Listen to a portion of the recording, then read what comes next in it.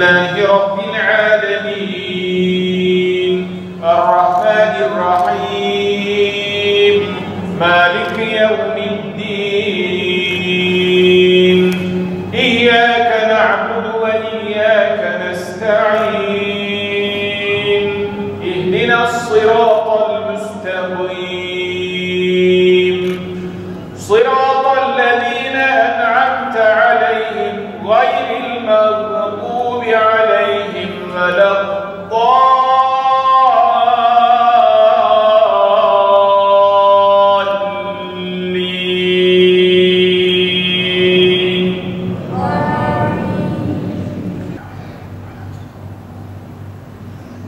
الله أكبر.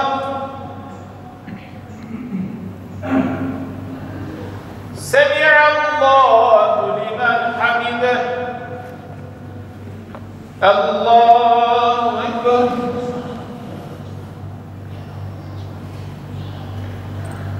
الله أكبر. الله أكبر.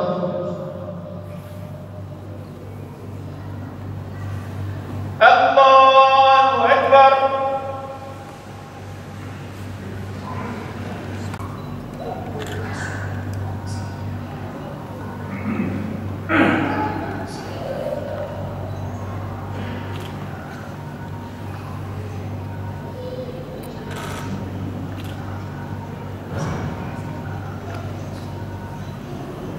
السلام عليكم ورحمة الله. السلام عليكم ورحمة الله.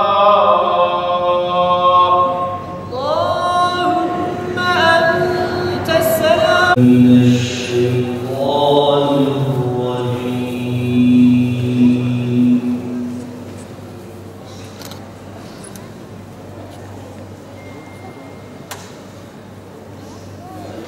بسم الله الرحمن الرحيم.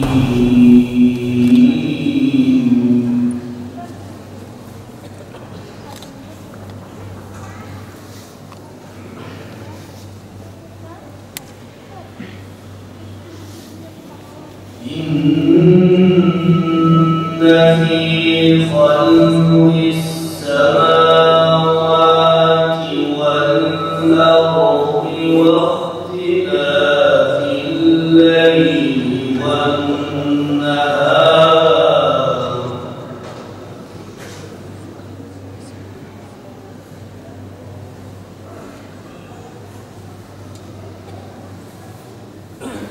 واختلاف الليل والنهار لآيات لأولي الألباب. صدق الله العظيم. طالما أعجبتكم السلطان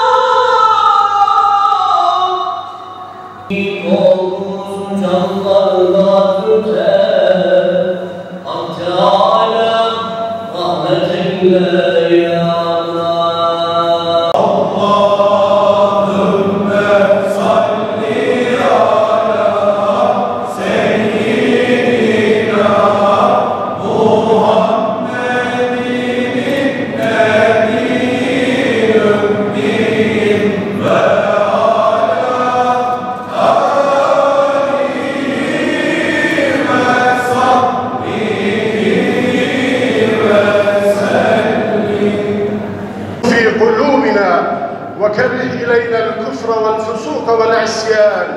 اللهم إنا نعوذ بك من الشقاق والنفاق وسوء الأخلاق.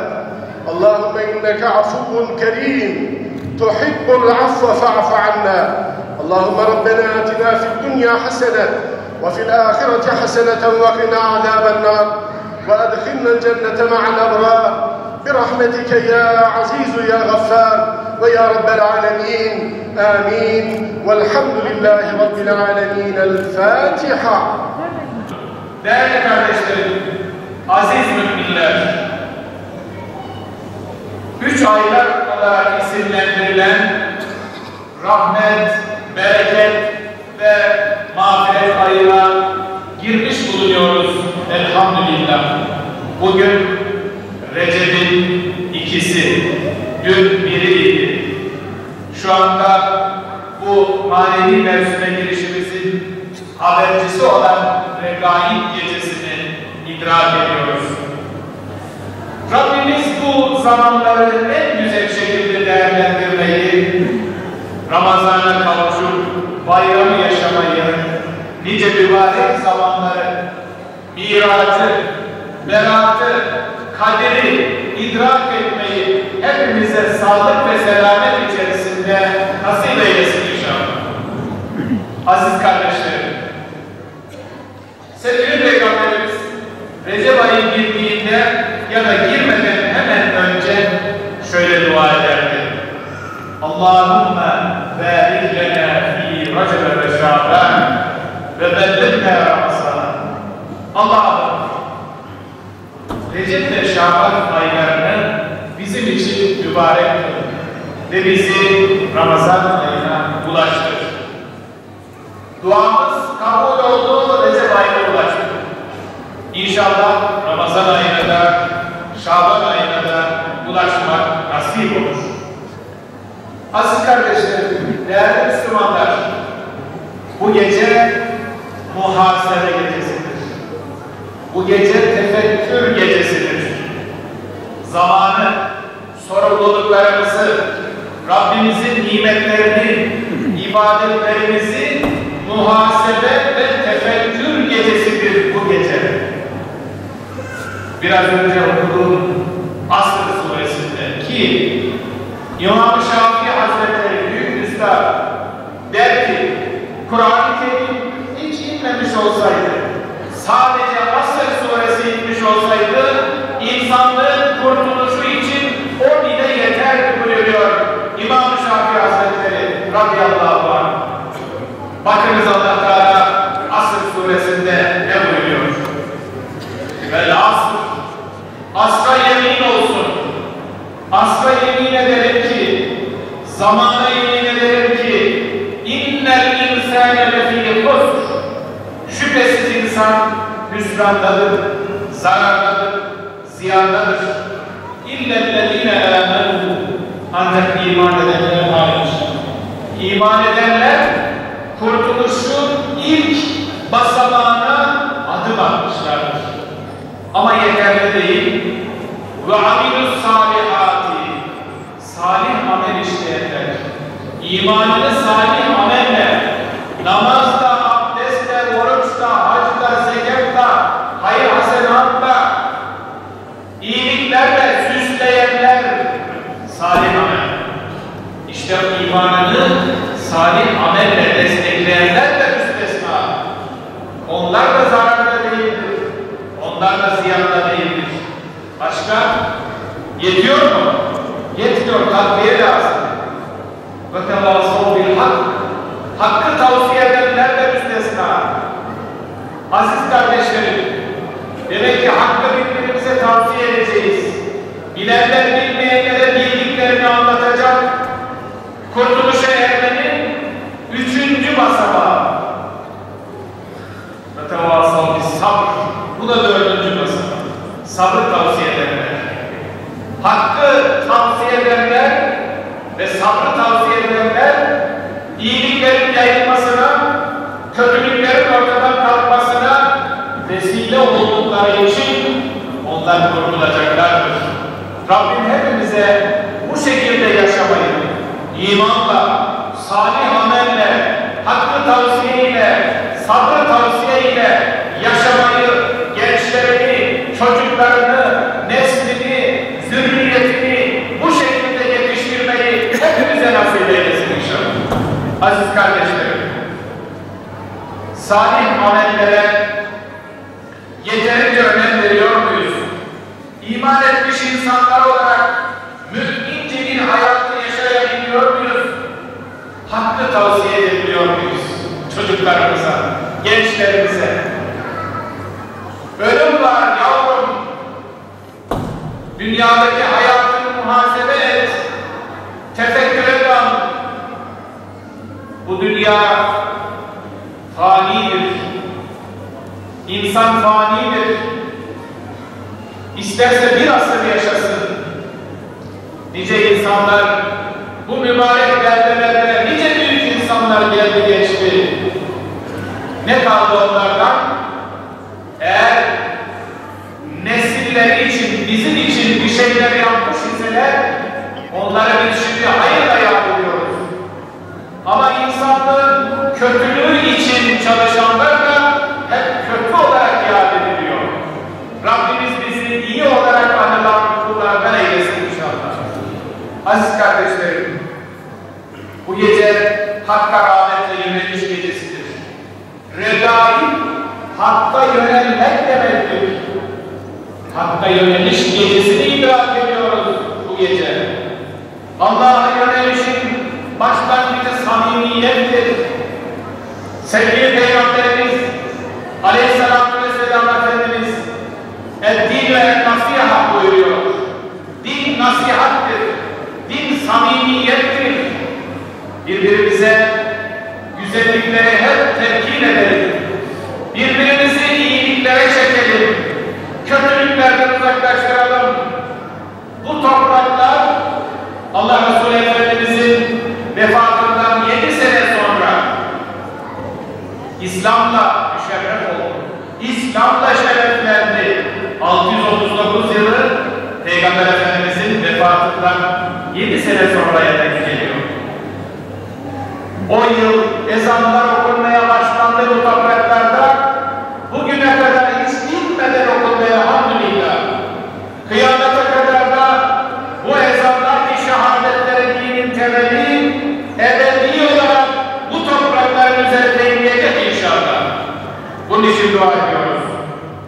Onun razı olacağı emeller, ameller, işler bu gecenin Regaib gecesi olması münasebetiyle Allah'a yönelmemiz için yapacağımız işlerdir. Güzel ameller. Rabbimiz buyuruyor ki Maide suresinin 35. ayetinde Estaizu billah Ya eyyühellezine âmenû tequllâhe vettegû ileyhi vesîle Ey iman edenler! Allah'tan korkulması gerektiği gibi korkun. Yani onun emirlerini hakkıyla yerine getirin, nehirlerinden uzak durun, azabına düşmekten korkun. Ona yaklaşmaya vesile ayırın ve onun yolunda çaba harcayın ki وَجَاهِدُوا فِي سَبِيلِهِ لَعَلَّكُمْ تُفْلِحُونَ Onun yolunda çaba harcayın ki kurtuluş eresiniz. Yolunu gösteriyor Rabbimiz. Kendi yolunu gösteriyor. Nasıl o yolda yürüyeceğimizi de gösteriyor. Buradaki vesile nedir? İbadetlerdir, iyiliklerdir, salih amellerdir. وَاتَّقُوا اِلَيْهِ الْوَسِيلَ İşte regaib bir vesiledir. Mübarek gün ve geceler bir vesiledir. İbadetler bir vesiledir. Cuma günü bir vesiledir. Bayramlar bir vesiledir. Hayır hasenat bir vesiledir. Birbirimize iyilik yapmak, birbirimizin yüzüne tebessümle bakmak bile Allah'ın rızasını kazanmak için bir vesiledir aziz kardeşlerim. Efendimiz Aleyhisselatü Vesselam öyle buyuruyor. وَتَبَسُّمُكَ فِي وَجْهِ أَخِيكَ صَدَقَةٌ Kardeşinin yüzüne gülümseyerek tebessümle bakmak senin için bir sadakadır buyuruyor. Sadaka veremiyorum diye üzülmesin hiç kimse. Bir tebessüm bile mümine, Müslümana sadaka sevabı kazandırıyor. Aziz kardeşlerim, öyleyse ibadetlerimiz ile Rabbimize yönelelim.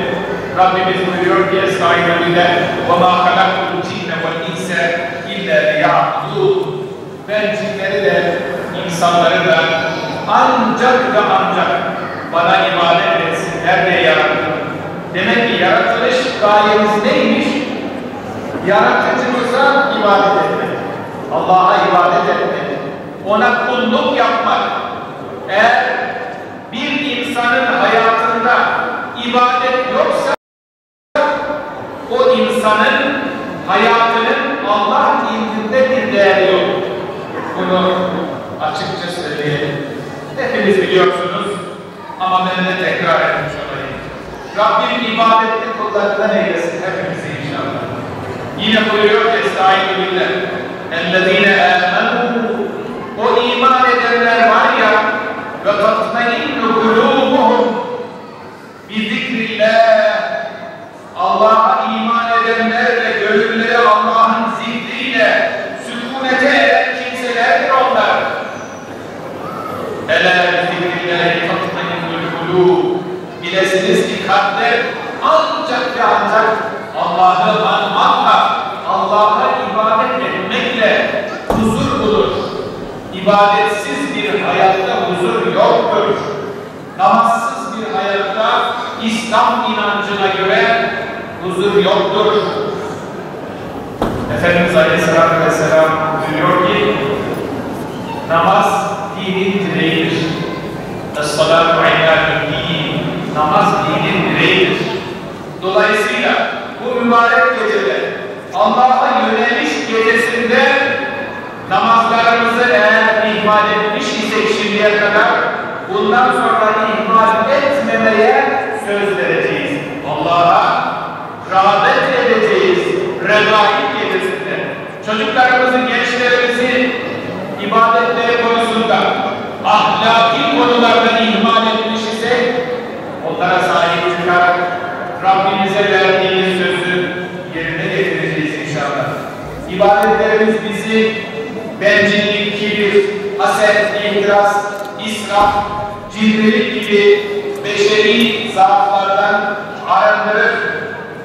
İbadetlerimizdeki ihmallerimiz sadece kulluk ihmali değil, aynı zamanda birlik, beraberlik, dayanışma, paylaşma, yardımlaşma, şefkat ve merhamet gibi güzel davranışları da ihmal edilir.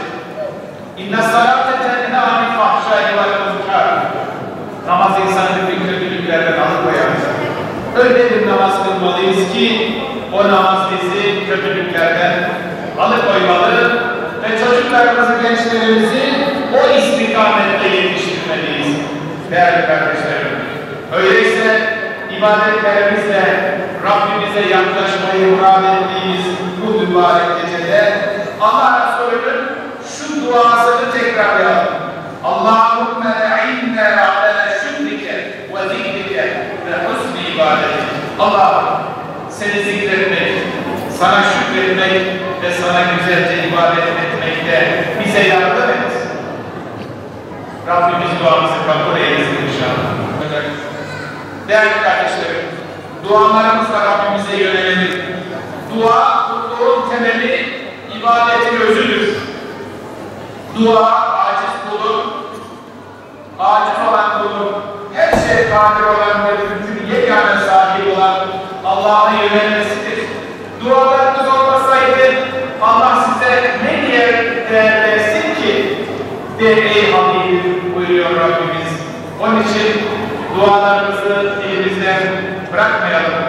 Gelin bu rahmet gecesinde, bu regaib gecesinde ellerimizi ve kalplerimizi hep birlikte Rabbimize açalım. Onun bize öğrettiği yüce şeyleri ondan isteyelim. Rabbena atina fid dünya hasene ve fil ahireti hasene ve qina azabennar. Ey Rabbimiz bize dünyada da iyilik ver, ahirette de iyilik ver ve bizi cehennem azabından koru diye bol bol dua edelim. Bu gece ve her gece. Aslında mübarek geceler sadece o geceyi idrak etmekle kalıp ondan sonra bırakmak anlamına gelmez. Bir başlangıçtır ve sonra öyle devam eder. Bu rahmet gecesini ibadet, iyilik, tevbe ve dualarımızla iç alemi ailemizi, ruhumuzu ve sosyal hayatımızı, kulluk ve kardeşliğimizi, birlikte beraberliğimizi güçlendirmeye vesile yapalım.